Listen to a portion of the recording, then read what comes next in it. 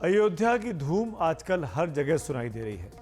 अयोध्या में भगवान राम की मूर्ति की प्राण प्रतिष्ठा 22 जनवरी को होनी है, लेकिन इस तक पहुंचने में करीब 30 से 35 साल का सियासी तौर पर वक्त लगा है।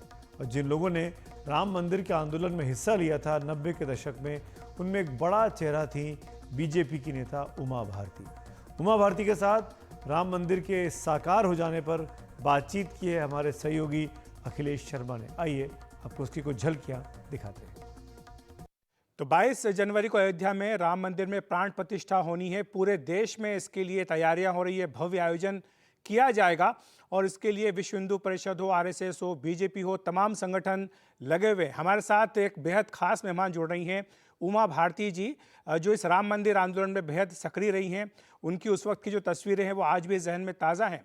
उमा जी, आपका बहुत बहुत स्वागत है एनडीटीवी इंडिया पर।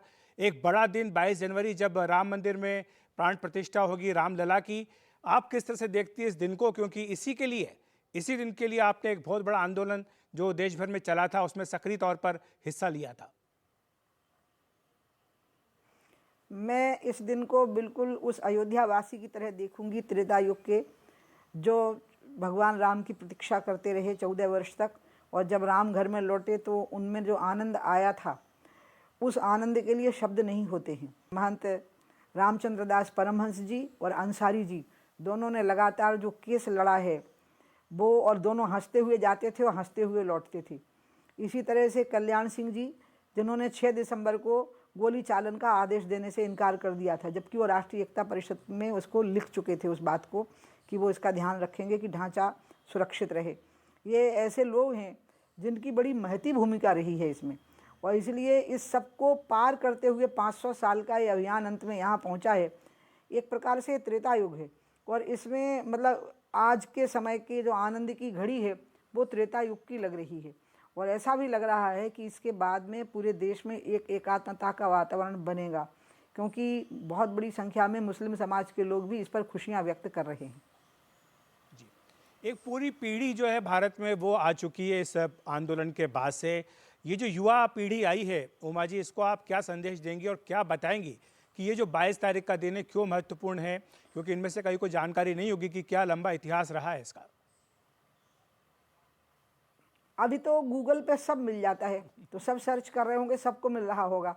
लेकिन मैं उनको ये ज़रूर बताना चाहूँगी कि धैर्य रखेंगे, शौर्य और धैर्य दोनों को मिला करके चलेंगे तो यही परिणाम होगा जो अयोध्या का हुआ। बलिदान तो था, लेकिन बलिदानियों की तरफ से हिंसा नहीं थी। आप देखिए 1985 से लेकर 22 जनवरी तक जो आंदोलन चला है, इसमें उत्साह में भरे हुए लोग ढांचा तोड़ के भी जब वापस लौटे हैं, तो क्या किसी ने किसी मस्जिद पे ईंट मारी है या किसी मुसलमान पे हमला किया है? हमने हिंसा का, हमला का, गोलियों के बौछारों का सामना किया है। हमने साहस का परिचय दिया, लेकिन हिंसा का परिचय कभी नहीं दिया। यही चीज़ है जो युवा वर्ग के लिए बहुत बड़ी प्रेरणा साबित हो सकती है। जी, अगर 6 दिसंबर 1992 का दिन याद करें, जब आपका एक वो फोटोग्राफ मुरली मनोहर जोशी जी के साथ, वो हमेशा जहन में रहता है, वो लम्हा आप कैसे याद करेंगी? कैसे आज इतने साल बाद उसको बताएंगी कि उस दिन क्या हुआ था और किस तरह से ये पूरा जो आंदोलन है उस दिन चरम पर पहुंचा था? जब से मेरे जैसे लोग जुड़े थे या मैं जुड़ी थी 1985 से इस अभियान के साथ, 12 साल की उम्र में मैंने पहली बार वो डिस्प्यूटेड स्ट्रक्चर देखा था, और मुझे लगा था कि हिंदू समाज के साथ बहुत अन्याय हुआ है। ये मेरे लिए बहुत अद्भुत बात थी कि सब लोग बैठे थे, कोई खड़े होने को तैयार नहीं था। नीचे भी लाखों लोग बैठे थे और मंच पे भी बैठे हुए थे। इसी प्रकार से जो दूसरी चीज़ मैंने देखी, जिसकी अनदेखी ही 6 दिसंबर का कारण बनी है, वो है कि जब ढांचा गिर गया और अम्मा जी बोली, राजमाता सिंधिया जी, मुझे कि हमको ले चलो जरा रामलला को दर्शन कराने, तो मैंने उनको वहाँ उससे मंच से मतलब छत से नीचे उतारा और उनको मैं हाथ पकड़ के ले गई जहाँ ढांचा गिर चुका था। ईंटें बची ही नहीं थी, खाली मलबे पे रामलला विराजमान थे। तो पीएसी और सीआरपीएफ के लोग अपने जूते मोजे उतार के अगरबत्तियों से आरती कर रहे थे रामलला की, और रामलला जी मिट्टी की एक मड़िया के अंदर बैठे हुए थे।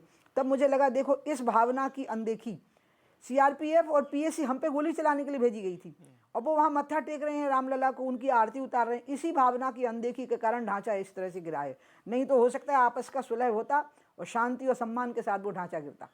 तो इसमें क्या आपको ये अजीब नहीं लगता कि आडवाणी जी, जोशी जी जो इस आंदोलन के पुरोधा रहे हैं, उन्हें निमंत्रण तो दिया गया लेकिन वे आ नहीं रहे हैं? अगर वो आते तो ज्यादा अच्छा होता।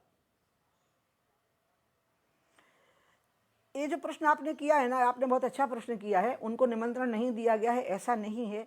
आप एक बार इनके परिजनों से पूछिए। नहीं, निमंत्रण दिया गया, मैं तो कह रहा हूँ कि निमंत्रण दिया और गया वो क्यों नहीं आ रहे ये हैं? तो हमने तस्वीरें भी देखी निमंत्रण देते हुए। हाँ, तो फिर वो क्यों नहीं आ रहे हैं?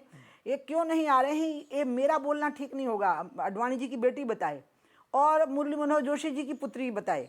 मैं भी उनकी पुत्री बती रही हूँ दोनों की, लेकिन बेहतर होगा कि वो लोग बताएं कि वो क्यों नहीं आ रहे हैं। आपको भी निमंत्रण मिला है, आप तो जरूर जा ही रही होंगी। वो मेरे को निमंत्रण मिला है, लेकिन मेरे को निमंत्रण नहीं भी मिलता ना, तभी मुझे जाना ही था अयोध्या। मुझे तो जब मुलायम सिंह जी ने कहा था कि परिंदा पर नहीं मार पाएगा, तब मैंने कहा था कि तुमने माँ का दूध पिया हो तो मुझे रोक करके देख लेना, और मैंने माँ का दूध पिया होगा तो मैं पहुँच के दिखा दूंगी। और मैंने पहुँच के दिखा दिया था, और अंत में जत्थे के आगे मैं ही थी जब गोलियाँ चल रही थी। तो इसलिए मेरे लिए निमंत्रण की दरकार कहाँ है? निमंत्रण आया है, ये मेरे लिए अच्छी बात है, सम्मान की बात है, लेकिन मुझे निमंत्रण नहीं आता तभी मुझे जाना था, तभी मुझे वहाँ पहुँचना था, तभी मुझे वो प्राण प्रतिष्ठा महोत्सव देखना था आनंद के साथ में।